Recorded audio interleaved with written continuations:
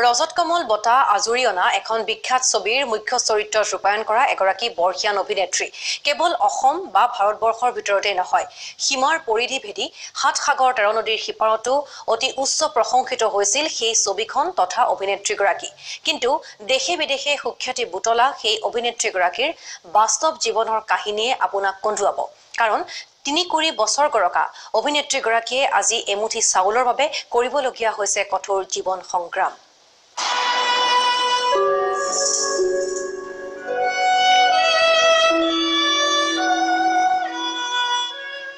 হয় চিঠি এখন আছিলে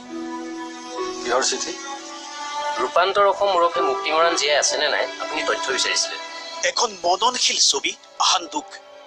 অসমীয়া আৰু মৰাণ ভাষাত 2016 বৰ্ষত মুক্তি পোৱা এই ছবিখনে 2017 বৰ্ষত লাভ কৰিছিল 64 সংখ্যক ৰাষ্ট্ৰীয় চলচ্চিত্ৰ বঁটা निर्देशक जायचिंग जाय दोहटिया आपको भी रजत कमल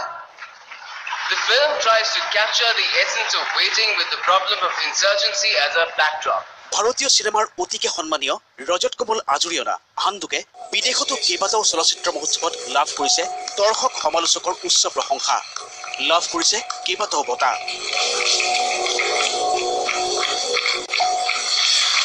Jason, could you please share your happiness with a few words?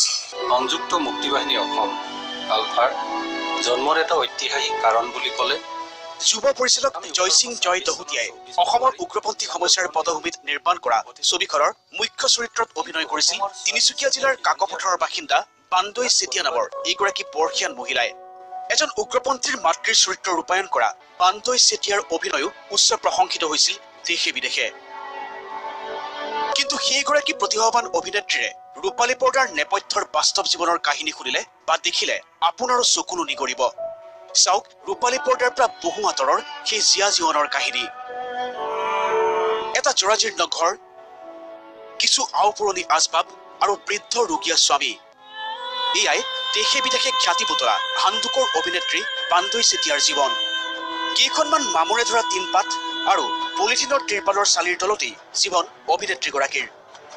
আধা ইটা আধা বাঁহৰ কামিৰে কথা বেৰৰ ভিতৰৰ দৃশ্য ইয়া ঘৰৰ ভিতৰ নে বাহিৰ ধৰিবই নোৱাৰি প্ৰতিভাৱান অভিনেত্ৰীগৰাকীৰ এই অৱস্থাই ব্যথিত কৰে তেওঁৰ প্ৰতিভাক পোহৰলৈ অনা ছবি নিৰ্মাতা জয়সিং দহুটিয়াক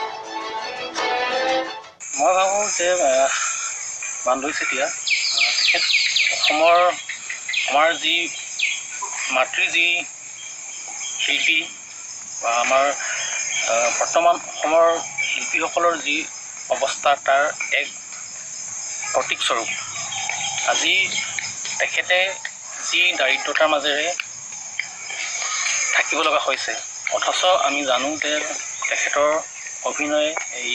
আমাৰ এই হান্দুক কথা ছবিখনত তেখেতে যেতিয়াই অসমৰ বাহিৰত বিভিন্ন ঠাইত আপোনাৰ প্ৰদৰ্শন হৈছে সকলোৱে মোক আপোনাৰ তেখেতৰ কথাই প্ৰথমতে আমি কাষ চাপিছিলোঁ আইতা বান্দৈ চেতিয়াৰ সুধিছিলোঁ চৰকাৰৰ ঘৰৰ কোনোবা কেতিয়াবা আহিছেনে তেওঁৰ খবৰ ল'বলৈ ক'লে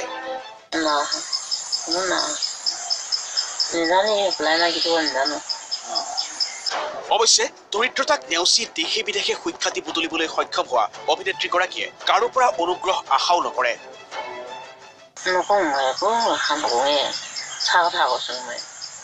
এনেকৈ নিবিচাৰোঁ নেজানো ক'লোঁ খালি আৰু চিনেমাখন জানো মই সেইটো আশা কৰা নাই খালি এতিয়া দিছে কৰিছে দেখি পিনি মই